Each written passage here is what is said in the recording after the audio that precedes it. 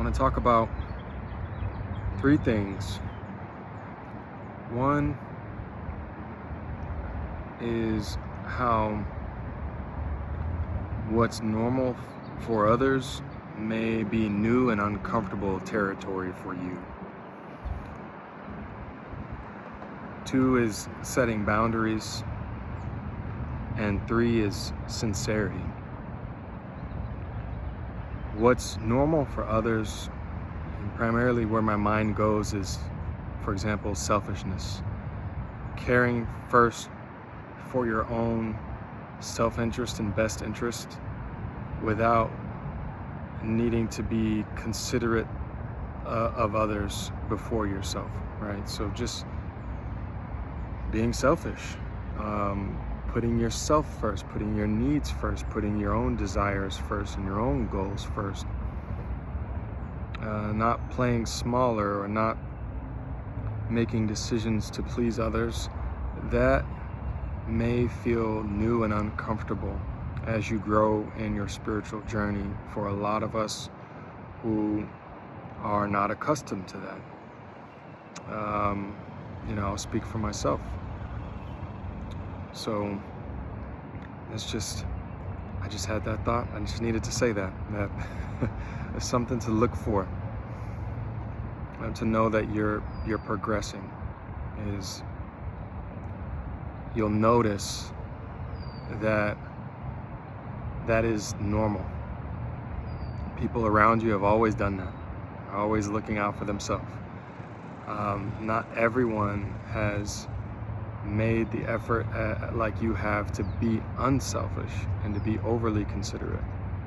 And so as you come back into balance, you're going to actually become more attractive the more selfish you are, because you're now in harmony with those around you. Now you look and feel the same, but you're also still that person who is considerate of others and unselfish, which is a very beautiful trait to have cultivated. Is now part of your character.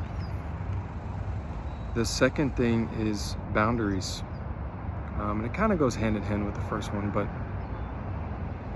there are going to be more opportunities to set boundaries, and it's going to get awkward. It's gotten awkward for me because I've noticed how often I need to communicate early and often communicate my boundaries. And at times it can become frustrating. It can become even a little exhausting having to repeat myself. But I realize the exercise at this point in time isn't to get a result from communicating my boundary. It's to practice communicating my boundary. It's more for me than for any result.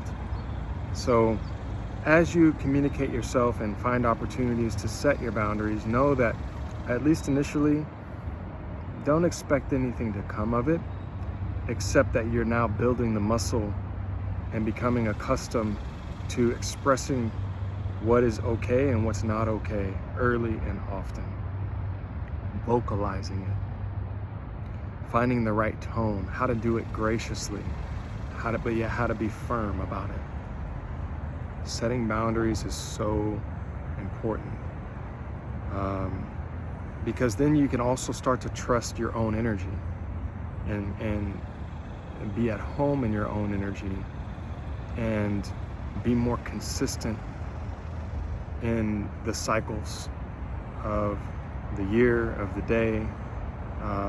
It becomes easier to build your own habits and to work on yourself when you have that energetic space. You have less distraction, less of that oppressive kind of energy trying to feed off of what is perceived as a vulnerability, but when in actuality it's just a lack of practice, really.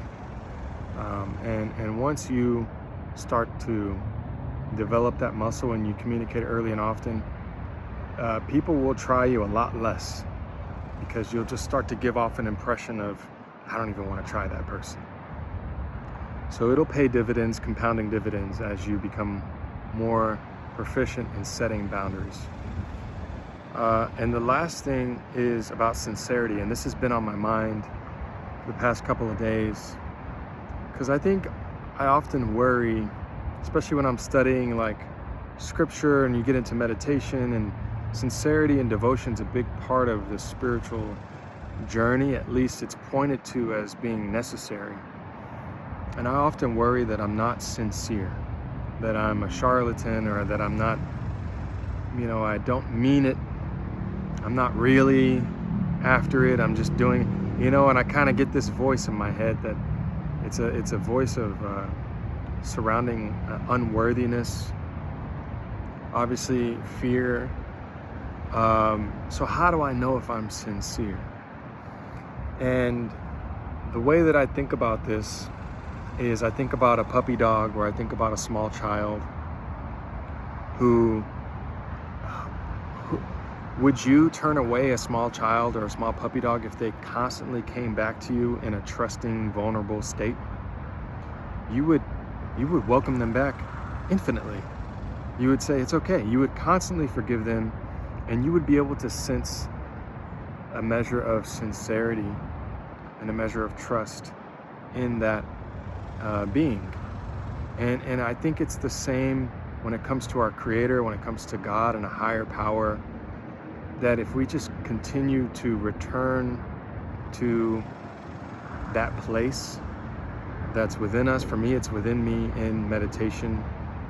It's a confrontation, but I'm learning to trust that that confrontation is always going to, the end result is always going to be love, and it's always going to be an upliftment. I'm always going to come out inspired and reminded of the truth. I never come out of a surrendering state feeling worse, feeling less worthy.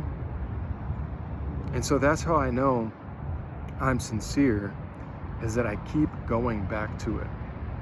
I keep going back to it, despite my faults.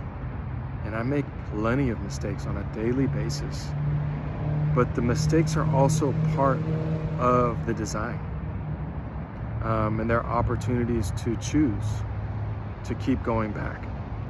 So I hope this message has helped you understand and hopefully align and recognize that you're on the right path and feel oriented on your journey. What seems normal for others is going to feel new and uncomfortable to you. Embrace that. It's going to become a strength. Practice setting your boundaries, firm but in love. Acknowledge that confrontation inside of you and remind yourself that you are sincere, and to continue to persist on the journey. And I think you will find so much more reward in giving yourself permission to be new at all of these things, and embrace the awkwardness, embrace the discomfort, and watch yourself grow.